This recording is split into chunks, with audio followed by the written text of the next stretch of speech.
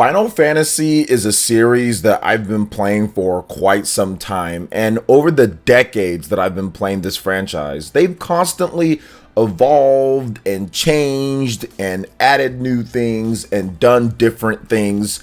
But I would say over the last decade or so, Final Fantasy has kind of struggled to make something that people truly felt was as epic and as great as what they did in the original Final Fantasy days, and maybe even the PS1/PS2 days. And that has led to all sorts of discussion back and forth in terms of the current state of Final Fantasy, from Final Fantasy VII Remake and how that game was handled, to Final Fantasy XIV, to Final Fantasy 15 and what they did with that game, and all of the spin-offs.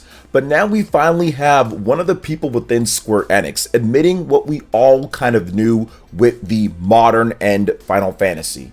They're struggling a bit. So we're going to talk about that and what Square Enix had to say recently. But before we get into all of that, what's good everyone? OJ here. Welcome back to the video. Please make sure you hit that like button, subscribe if you're someone new, and click that notification bell to get my videos first. And of course, we're going to have a lot of other stuff to talk about in this video as well. So let's go ahead and first start off with this Final Fantasy series producer and what he had to say about Final Fantasy and the brand struggling. So Final Fantasy XIV director and producer Naoki Yoshida, also known as Yoshi P, has stated he believes the game series is, quote, struggling to adapt to industry trends and meet player expectations. Now, speaking to Inverse, Yoshida discussed the future of the series. Quote, in terms of whether Final Fantasy is successfully adapting to industry trends, I believe the series is currently struggling, he said. Quote, we're now at a point where we receive a wide variety of requests regarding the direction of our game design. To be honest, it'd be impossible to satisfy all those requests with a single title. My current impression is that all we can really do is create multiple games and continue creating the best we can at any given time. Now, financially, Final Fantasy XIV is more popular than ever in the MMO space. This game, where Yoshi P really got his name from when he turned everything around, it put his name and of course Final Fantasy's name on the map when it comes to MMOs, even though they had a previous one with Final Fantasy XI. Now, Final Fantasy 16, where Mr. Yoshi P is the producer, is also looking really good. He talked about a variety of different things in terms of how they're trying to adapt this game to modern terms, why it's not going to be open world, why they're doing action RPG instead of turn-based, why they went in certain directions. So all of this stuff is very interesting. If you haven't read about that, I will be having some other videos covering some other big Final Fantasy 16 news and my thoughts, as I'm still catching up on a number of things after my huge Xenoblade Chronicles block that was on this channel. But let's go ahead and get into this a little bit more. And yeah, Square Enix and Mr. Yoshida here, he's finally admitted what we've all known along, is that modern Final Fantasy has struggled to adapt to what they think, or at least what players think for modern terms. You have some players who still feel that turn-based can be just as good and as modern and as great as everything, right? Stuff like Pokemon is still out there. People still buy the game like crazy. Obviously, Dragon Quest has had a lot of success too, still being turn-based. But then you also have the action RPG base, the people that are now playing stuff like Dark Souls and also playing stuff like Elden Ring, and the great success that that game has had is like, okay, well, no, it's all about action RPGs. You look at stuff like Horizon Forbidden West, you look at games like that, and you're saying, no, action, action, action. So I can see where Yoshi P feels that there is a lot of people asking them to do this and that with their series, but I think he's on the right track. We all know that modern end Final Fantasy has struggled. No matter how great you want to say how Final Fantasy VII Remake is, that game was built very obtuse, and even then many people were not very happy with the direction of that game, despite it selling well and doing well on the marketplace. So that's why he feels that it's struggling. Not that they're having trouble making money on Final Fantasy. They're making money. Clearly they're making money. But if you look at Final Fantasy 15, then you look at Final Fantasy 13 and what happened with that trilogy of games, which wasn't very good. I mean, they've had a lot of misses combined with some hits in between here and there. But I think that Yoshi P is the right guy to kind of steer the ship right, since he really did a number on Final Fantasy XIV, bringing that game back, and also doing a great job, it seems, with Final Fantasy XVI as well. But they are struggling to adapt, and I think that it's going to be very interesting to see how Square Enix does it going forward. But like I said, I think that he's on the right track. And the reason why I say that is because he says that they're going to make multiple games. I've talked about there being multiple styles of major Final Fantasies. They're already doing that, which is why I don't understand why they haven't already done a major old school style of Final Fantasy yet for the Nintendo Switch. I feel that that should have been something that was greenlit a few years ago, considering the rapid success of the Nintendo Switch, and also considering that there is a large base of fans who still like the PS1 and PS2 style Final Fantasies that are more turn-based. Obviously Final Fantasy 12, that's different. Final Fantasy 11, whatever the case is, I know that came out back then, but I'm saying strictly from like Final Fantasy, let's just say 7 through Final Fantasy 10/10-2, through those games, there are people that love that and spend all sorts of money back in the day and buying all the games and rebuying them on multiple platforms. It's still beloved to this day. So if you made a high-end AAA, quote unquote, type of turn-based new Final Fantasy that's not a spin-off, that's not something different, and you kind of branded that and put that, it doesn't have to just be Nintendo Switch, but I think that'd be a great system for it. You get the Japanese sales, plus you get the worldwide sales as well, plus you still have your Final Fantasy 16, which is not going to be open world, which is going to be more action focused, kind of like Devil May Cry. They're showing some of the combat, it looks like that, with that Final Fantasy touch and everything. As Mr. Yoshida is a producer on the game, I think that you can service all sorts of fans. You have the MMO fans, you have the action RPG fans, you have the turn-based fans with Final Fantasy, because it is split into multiple different categories. So that's what I'm thinking they're going to do going forward in the future. We'll see what happens, but he did finally admit what we've all been thinking when it comes to Final Fantasy, but that doesn't mean that there isn't good times ahead and they're not going to have a phenomenal game with Final Fantasy 16, because I'm actually really excited for this title. So what do you guys think about what Mr. Yoshida had to say here?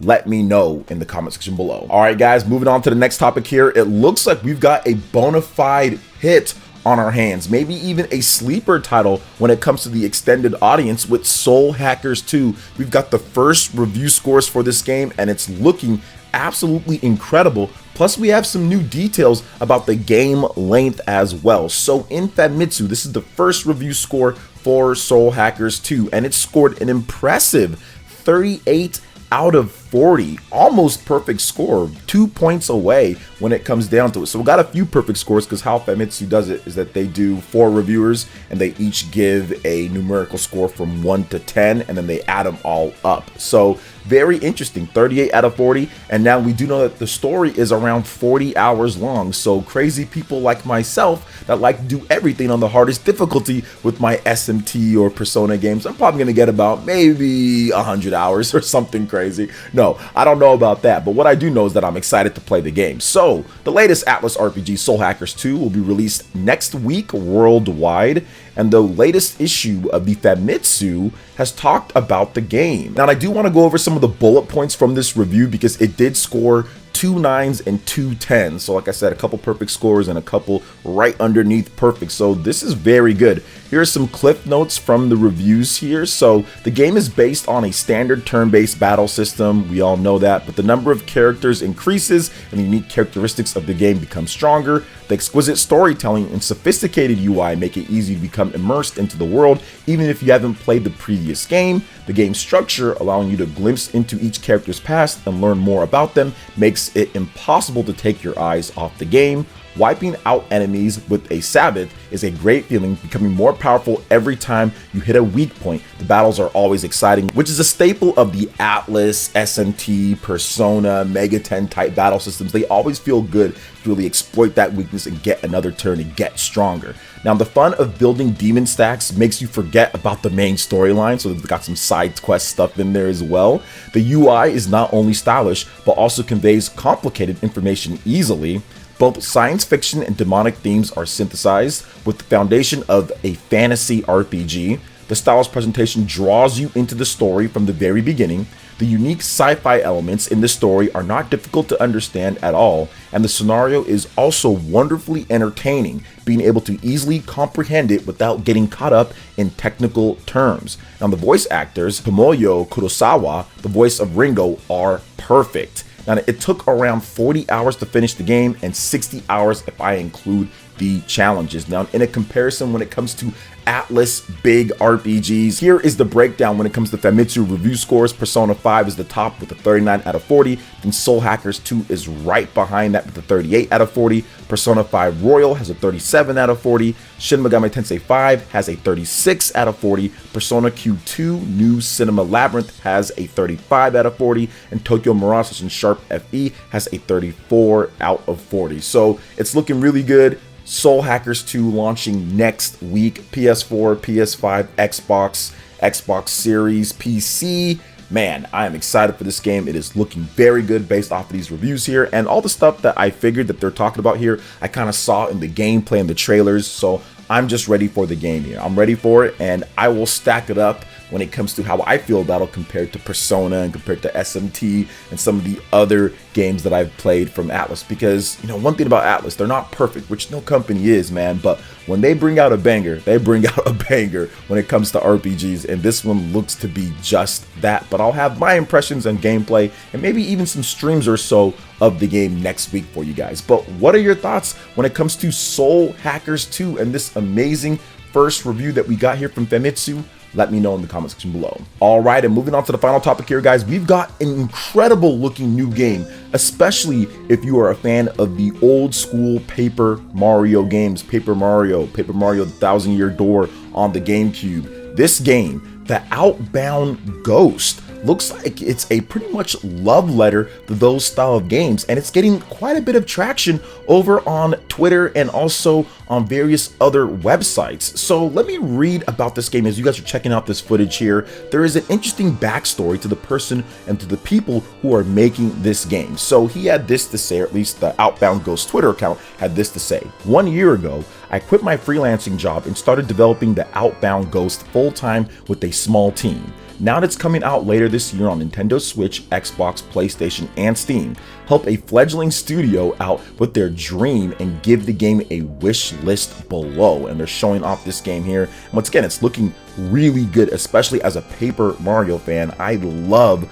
what I'm seeing here. This style looks like what you would see out of like a high quality first party release from Nintendo, Microsoft, or Sony, at least when it comes to what they would publish from a team that's making something, right? Like a team of Sobi, or maybe like Nintendo's teams, or maybe they're making a certain type of game. It does not look too far off. It looks very high quality. Now here's what else the official Twitter account had to say: as a young Paper Mario plus Pokemon fan, I always wanted to make my own, take on those series.